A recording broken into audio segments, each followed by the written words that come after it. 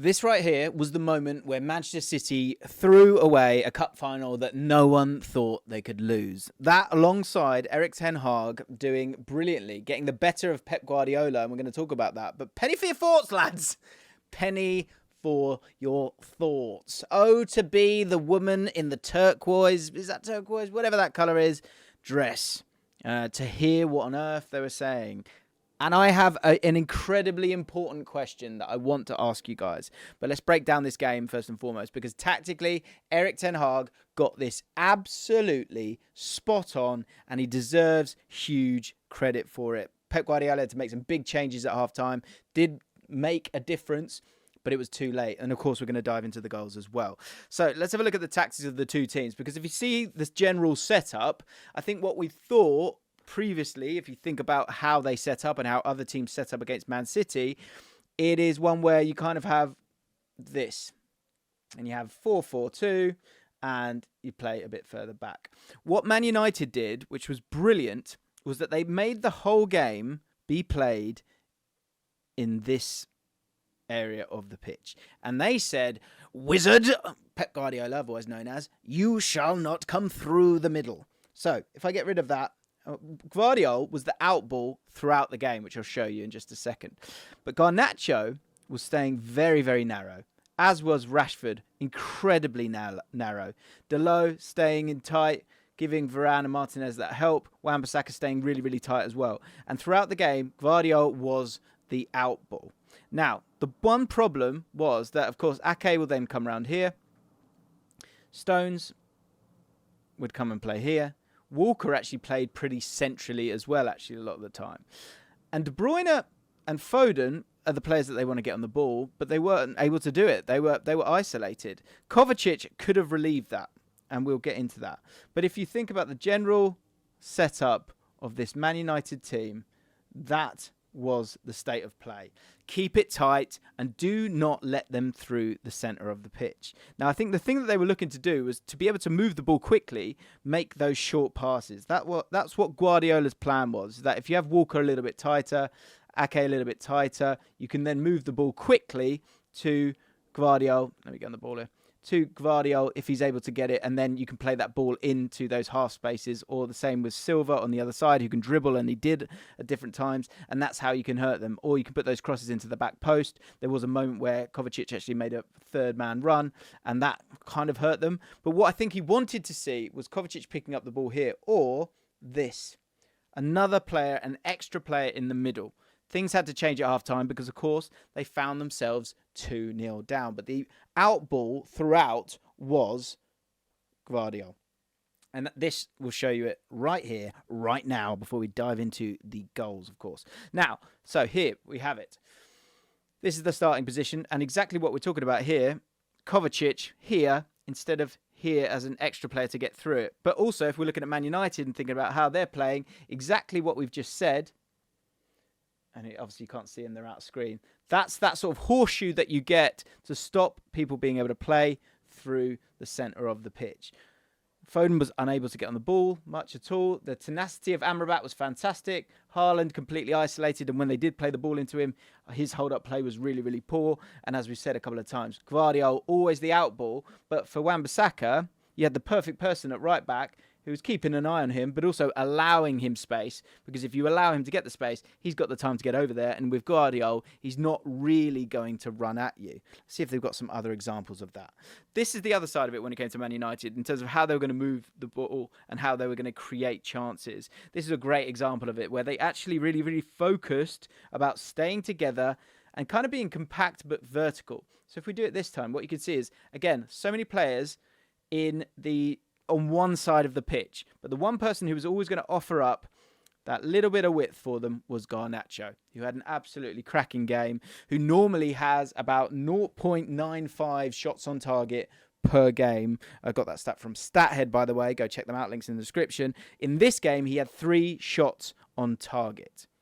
And this is a great moment, actually, where the press is coming. I thought the press was poor, but you had options. You had 4 options to play too. He could have come back here as well. And, of course, that outball if you needed it. Now, actually, they sucked in a couple of players, and then that ball was able to be made. And actually, the ball got to Bruno Fernandes, forgive me, at the end of it. And then again, that width was always there with Garnacho, be it him stretching it vertically or out wide. Let me show you another example of this. This is defensively the crucial element of it in terms of keeping Foden out of the game. You can see Kyle Walker very narrow here. Gvardiol always the out ball and not allowing Foden to get on the ball. Kevin De Bruyne's not even looking at this stage because they're going to have to work their way back around. It was the wrong lineup from Guardiola a little bit, but it was absolutely the perfect plan for Man United against Man City when you're not going to have the ball. They didn't have the ball. I think they had 74% possession in this game. And he got his plan absolutely right. To have Amrabat and Kobbie Mainoo there to help. This is in the first minute of the game. Exactly what we're talking about in terms of that ability to work down this side. Kobbie Mainoo can offer up as an option. Actually, I think that's Rashford coming to show as well. But a lot of players on one side of the pitch with that out ball always being Garnacho out here. And it worked. It allowed them to keep the ball, allowed them to move up the pitch at times really, really well, but it also kept them at bay. And I think a great way that I can show you this is the momentum bar. Because if you show you the momentum bar, here it is. The higher the bar, the more effective the attacks from the opposition. And in that first half, despite having the ball, and we can scroll down and have a look at the stats because I think it plays a part as well, it wasn't about possession, it was about being effective. And in that first half, Man City were not effective at all. Man United took their chances, got their chances, of course. And in the second half, changes were made. And the changes were absolutely crucial, exactly what were needed. And I'm surprised it even took him that long. One player that he took off, Kovacic, massively at fault for the second goal. Gvardiol, who did survive, was at fault for the first goal. So the first goal, let's have a look at it. So what's really important here is, again, the press of Man City being really poor, but a sort of, a positivity. I'm a massive fan of Amrabat. I really, really like him. I think he's a great player. And I thought what he did brilliantly, and again, this showcases what we've been trying to say a couple of times, is look how many players are on this side of the pitch. You've literally only got Garnacho out wide, stretching it. And if we remember that Gvardiol's been playing here this whole time, he's got to get back. And that is always the big thing when it comes to Man City and how you can hurt them. The way you're able to hurt them is in transition and having some bodies to get around them, but then having that out ball as well. So Garnacho provided that throughout the game. But Amrabat, when he gets on the ball here, what's really, really important in terms of stretching them and allowing that pass to happen is that, the press is really poor from Man United. But what he does do is he gets the ball and he could look for that pass straight away. Ake would have probably spotted that. But he wanted to play short to then play long. And what that does is it sucks in a couple of bodies. What Amrabat actually did was he drove with the ball to around here. Let me move it along one. You can see Amrabat is now here. And what it did was it just brought, and again, I thought it was a lethargic press from Man City. I think they thought they'd had it won before the game even kind of really kicked off. So to have that player dribble into this area of the pitch, it sucked 1, 2, 3, and actually 4 initially until the ball was then played back. Dalot then plays that pass. Gvardiol, if you want to be super critical before the massive mistake that he makes, isn't totally in line with his back line. And if he is on the other side of it, then maybe this whole thing doesn't happen. But it's a great pass from Dalot. I thought it was fantastic. I think he's had a really, really good, solid season overall. And looking to find Garnacho. Obviously, you're not playing a striker, so to try and find him was a big part of it. Does do that, and of course we all saw how it played out. Absolute disaster from Ortega, absolute disaster from Gvardiol in terms of that little header, and just trying to be that little bit too cute when you probably don't need to. Second goal is the one though. Second goal, we've alluded to it a little bit earlier on. This is shocking, absolutely shocking from Kovacic in a cup final. It's I can't believe no one spotted it. So let's go back a little bit, okay?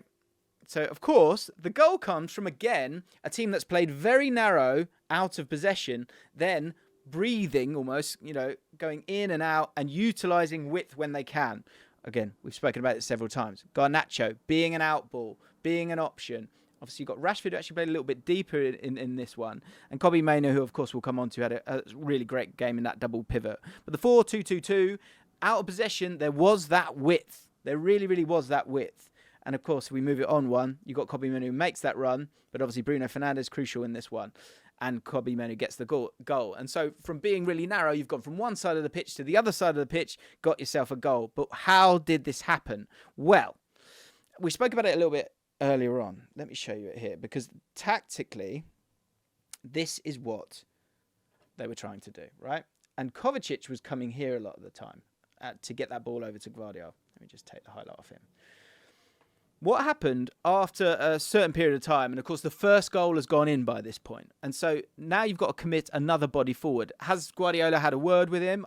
I don't know. There was actually a moment where Kovacic comes here and Ake's here, and Guardiola on the sideline is shouting at Ake saying, no, Kovacic, you should be in the middle here, and Ake should be the pass here. He's seen the error of his ways, and if you think about the changes that were made, Divock Origi came on, Ake came off, Gvardiol came here. Where's Doku? Doku came on here, and it absolutely changed the game. Kovacic came off. But if we go back, what actually happened in that period of time was that Rodri looked to get himself and be in that 10 position. So if we go back to what we had, get Ake over here. Kovacic is here. Rodri has gone and made a run into this area here. I think Foden's maybe to the side here. Might even be out wide here. Forget Foden. Rodri gets to here. So now, with everything that's happening, Kovacic, you, my friend, you are the DM. You are the last port of call. So if you want to press as a team, that's fine. Make sure you win it. And if you don't win it, make sure you get back. Right, let's go back to it. So Rodri, as I've spoken about, has gone into, I guess, another 10 position to try and get around this very clever setup, narrow setup that Man United have put together and Erik Ten Hag has put together. And he's driving with the ball. And if we move it along, as I've said, Kovacic is that man at the back. So if we move it on, this is the moment. And the reason I'm saying this is the moment is Kovacic is looking at Bruno Fernandes in a cup final and in any game of football.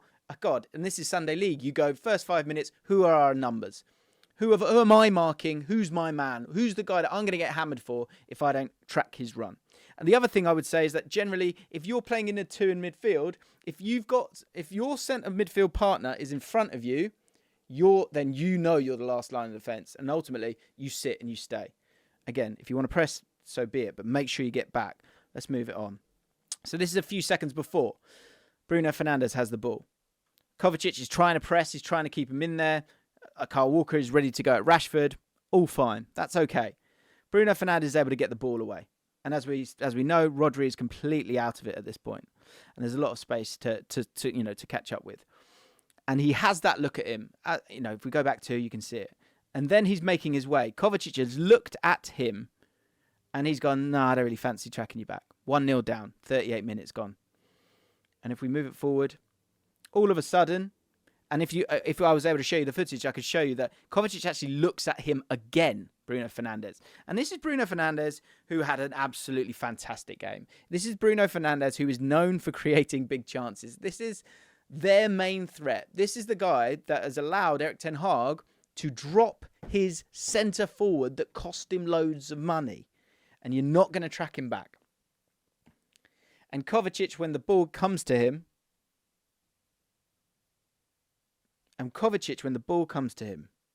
is not with him. Great underlapping run from Wan-Bissaka to take Ake away. Has to go with him then. And Bruno Fernandes could have had a shot himself. But again, he was scanning. He was looking all the time. And he sees that pass and he plays it first time. And taking absolutely nothing away from the pass. The pass is world class. But it shouldn't even get to him. The ball shouldn't even get to him. Absolutely shocking. Honestly. So bad. But it comes back to the system, having players in the right places. 52 or 50 odd touches for Bruno Fernandes in this game. But it was about getting him higher up the pitch, playing in transition, which Erik Ten Hag has wanted to do throughout, and getting him the ball in the right areas to make those big chances. And 5 key passes. 5 key passes. I might have said big chances before. I apologise for that. But that goal comes from the width of the system, but also Kovacic being pretty shocking. Second half, as I said, Doku comes on. Things change a little bit. And first of all, again, I think there's a few players that I've got to shout out for Man United. One, Wan-Bissaka, Amrabat, Garnacho, Kobbie Mainoo I thought was great as well. And look, to a man, I thought they showed the right application. And again, I've got that really important question when it comes to Erik Ten Hag and this whole mess that they've got themselves into. But in terms of Man City getting themselves back into the game, Doku came on, correct decision. John Stones came on, correct decision, because it allowed Rodri to be in front of him, but you've got John Stones to sit there. And they did start to dominate, as I showed you when it comes to the momentum bar. But Aaron Wan-Bissaka, as you can see here, maybe if I can zoom in on him. Aaron Wan-Bissaka is only concerned with Doku. And in a game like this, yes, Doku scores a goal, and I'll show you how he does that. But in terms of one-to-one or one-on-one, Wan-Bissaka had Doku sorted when it was one-on-one. When it became an overload, that was different. But Wan-Bissaka, on a day like this, when you're playing an opponent like this, and you want to stay compact, but you need someone to be able to get across and not get done by someone who's one of the best in the world in Doku, I thought he was absolutely superb. But what happened was, Wan-Bissaka was able to deal with him. There wasn't that overload. And the reason for that was Bernardo Silva's over on this side. Understandably so. This is a smart way for them to play. And actually, he did offer that intensity. This is for the 58th minute. I would say this is probably one of the first times that they actually started backtracking. And that's why Pep Guardiola has won the Premier League 4 times in a row. He's able to make those changes. He's got the quality to make those changes. He did make those changes quickly. And, this is a team that creates chances.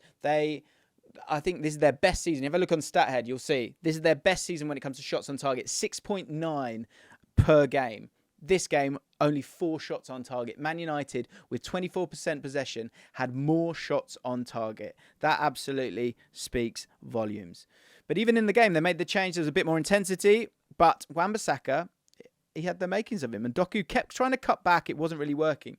The only time it worked, or started to work, is when the goal came. Now, Onana, shocking, really. There's a lot of bodies there that it gets through, but still, he's got to save that. But if we go back one more, the reasons he's able to do that, and this is Doku just before he has his shot, is because of Bernardo Silva. And because of Bernardo Silva, Wan-Bissaka has to allow for Doku to go with Garnacho. Because if that ball is played down here to Bernardo Silva, Wan-Bissaka needs to be ready to go. And this is one of the few times that happened. And after it, for about 3 minutes, time and again, Bernardo Silva just stayed over on this left-hand side. So you have got an incredible team here with so many solutions all the time being created. But they were able to figure it out themselves. But for the goal, this allows Doku to then get himself that little yard of space. And then he gets that shot off. And look, Onana's got to save it. Individual mistakes for some of the goals, and that's one of them. But it was because they had to take Wan-Bissaka out of the game because Doku couldn't do too much against him. Incredible stuff. Great to see that, Man City can be beaten, but it could have been massively avoided if they'd been a little bit more switched on. And I think if Pep had got it right, but importantly, Erik Ten Hag got it right. And so the question I've got to ask, and the reason why I think Man United fans are so annoyed at the leak and the fact that Ten Hag, as I'm recording this, may be taken to a room and told that he is not the Man United manager anymore, is the fact that this didn't need to happen. Wait until next week. And look, if he wins the FA Cup, and he spoke about compromise in his BBC interview, and he was, compromises, excuses. Delo then comes on and speaks and says we can't have excuses. I think both can kind of be true. And however you want to sit on it, that is, that's the way it lies, right? You either say, look, it's not good enough. And I've given him pelters this year because I've not seen it. And even in this, again, that phrase of two things being true, this was an incredible bit of a master plan from Ten Hag that he got set up a few weeks before, ready for this game to win a final. He's gone and done that. But it is also something that is set up for being out of position, for being deep, for keeping the opposition out and being able to break. That's not going to win you the league. So there is a lot of difficulties here, and it's a very tough decision. And you could have given him next season and see, okay, were these compromises that you had to make, is that what's cost you it? The terrible season, of which he said numerous times. Or do you need your own guy? But you, Ineos or whoever, you could have given yourselves that time if you just waited. If you just waited then you wouldn't be in this position now where you're laughing at each other going, what do we do now? Because we were going to sack him tonight because we never saw him being able to win this game. So that's the killer for them. The important question is, first of all, two. One, did the news coming out galvanise that group of players and give them a possible freedom or desire to allow a man who I think maybe lacks a little bit of personality at times, but is a class act? They wanted to do it for him. So did you get that extra bit of energy because the news broke out? Did it galvanise you? Man United fans, let me know how you feel. Second question, should he stay? I think either way, you've got yourself in trouble here because that news doesn't break. If that news doesn't break, then you go, do you know what? We've finished the season on a high. Off you go. Go on, have a go. We'll give you the benefit of the doubt. Maybe it was injuries. But that's been taken away from you now because you're going to look so weird now if you keep him in the job because there's obviously truth around it. The other side of it is if you sack him now that you've won the FA Cup final, whoever comes in now, those shoes are harder to fill. And the story that why have you sacked him when he won the FA Cup and he's got more trophies than Arteta? Poor play, poor, communication and just a general understanding of keeping stuff in-house before the season's over. Wait for the season to end. Let me know your answers on those two questions. Congratulations to Man United. Solid victory, deserved victory. And Man City, how are you feeling? How are you feeling about that? Let me know in the comments down below.